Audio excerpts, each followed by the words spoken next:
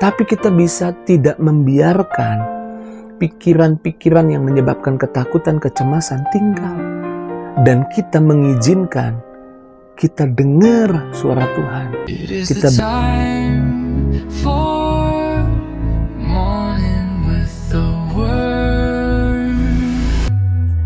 Puji Tuhan, selamat pagi. Bergabung lagi di Morning with the Word, YouTube channel saya, Mario Marcelo. Di pagi hari ini saya percaya Tuhan mau kita meluangkan waktu kita untuk firman-Nya, jamah, berkati, dan lawat kita.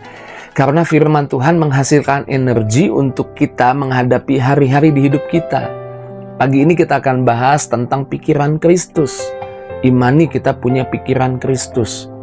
Banyak orang hari-hari ini, beberapa orang bahkan orang Kristen kalah dalam hidup bukan karena tidak punya kesempatan, tapi pikirannya dipenuhi dengan kebisingan. Bangun pagi bukan bangun dengan iman, bangun pagi langsung penuh ketakutan.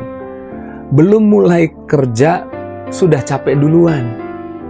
Belum ada masalah, sudah seperti film horor di pikirannya menakut-nakuti. Musuh terbesar banyak orang hari ini bukanlah orang lain seringkali, tapi seringkali musuh terbesar adalah pikiran yang salah, pikiran yang menakut-nakuti, pikiran yang overthinking, penuh ketakutan, penuh kecemasan, penuh dengan keraguan. Dan di pagi hari ini Tuhan mau setiap kita nggak overthinking, nggak ketakutan, nggak cemas. Percaya bahwa kita punya pikiran Kristus. Alkitab yang berkata kita punya pikiran Kristus. Kita yang percaya Yesus punya pikiran Kristus. Artinya kita bisa berpikir yang benar, mendengar yang benar, merespon yang benar. 1 Korintus 2 ayat 16. Saya baca buat kita. Sebab siapakah yang mengetahui pikiran Tuhan sehingga ia dapat menasehati dia? Tetapi kami memiliki pikiran Kristus. Kami memiliki pikiran Kristus. Ini bukan tentang motivasi kosong. Ini tentang identitas kita yang dalam Yesus. Kita punya pikiran Kristus. Sehingga kita gak perlu berpikir seperti korban. Maksudnya berpikirnya salah.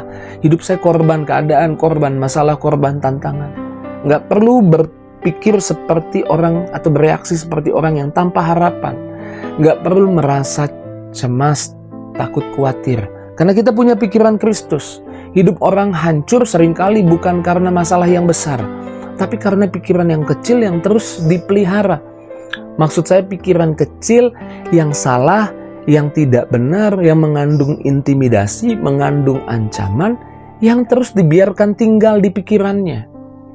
Satu contoh terbaik untuk kisah ini mungkin saya sebut di Alkitab adalah Elia yang baru saja mengalahkan Nabi Baal, baru saja mengalami kemenangan besar, dan saya percaya ini kemenangan yang luar biasa. Tapi setelah itu dia menjadi takut, lari, putus asa, kecewa, bahkan ingin mati rasanya, dan kelelahan akhirnya fisiknya. Kok bisa ya? Baru saja memenangkan peperangan, baru saja memenangkan pertarungan melawan nabi-nabi Baal dan mengalami kemenangan, langsung takut, lari, putus asa, kecapean, lelah fisiknya. Orang-orang yang iblis tuh seringkali untuk membuat kita lelah, nggak perlu buat kita kerja keras. Taruh pikiran yang salah, membuat kita akhirnya capek, lelah. Elia menaruh perkataannya Izebel. Izebel mengancam Elia dan berkata, kamu akan aku kejar, akan aku bunuh. Ini kan perkataan yang harusnya gak bisa menakut-nakuti dia. Karena dia baru saja membunuh nabi-nabi Baal, mengalahkan nabi-nabi Baal. Tapi perkataan seorang wanita ini ditaruh di pikirannya. Ini perkataan yang saya sebut intimidasi kecil buat Elia. Bukan intimidasi menakutkan, tapi intimidasi kecil ini disimpan, dibiarkan jadi liar di pikirannya, membuat dia jadi takut, lari, dan akhirnya capek, lelah. Tapi Tuhan tidak buang Elia, kabar baiknya. Tuhan kalau kita baca kisahnya, kemudian Tuhan memulihkan Elia yang kelelahan itu dengan cara membiarkan dia istirahat, kemudian membangunkan, kasih makan, kasih minum, gambaran dengar firman lagi, bangun lagi, isi firman Tuhan. Makanya ini lanjut ke poin berikutnya. Setelah kita percaya kita punya pikiran Kristus, kita percaya kita bisa mendengar suara Tuhan. Makanya Elia dikasih suara Tuhan, akhirnya pulih.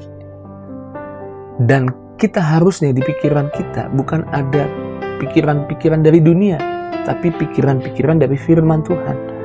Alkitab berkata seperti ini di dalam Yohanes 10 ayat 27. Domba-dombaku mendengarkan suaraku, dan aku mengenal mereka, dan mereka mengikut aku. Catat nih, domba-dombaku mendengarkan suaraku. Kamu gak diciptakan untuk dengar suara yang lain selain janji dan kebenaran firman Tuhan. Maksud saya, kamu lebih tepatnya tidak diciptakan, didesain untuk menyimpan, untuk save suara yang lain, suara ketakutan, suara trauma, suara logika yang mengalahkan iman, suara-suara kecemasan, suara luka masa lalu. Tuhan tidak mau kamu menaruh suara itu. Kita nggak bisa atur dunia ini, berita ini kasih kabar baik terus di hidup kita. Kita nggak bisa atur dunia untuk kasih berita-berita yang menyenangkan. Bahkan kalau kita nonton beritanya menakutkan, kita kadang nggak bisa cegah telinga kita untuk dengar itu. Tiba-tiba ketemu teman-teman ngomongin ketakutan, berita-berita buruk. Tapi kita bisa tidak membiarkan pikiran-pikiran yang menyebabkan ketakutan, kecemasan tinggal. Dan kita mengizinkan kita dengar suara Tuhan. Kita baca Alkitab.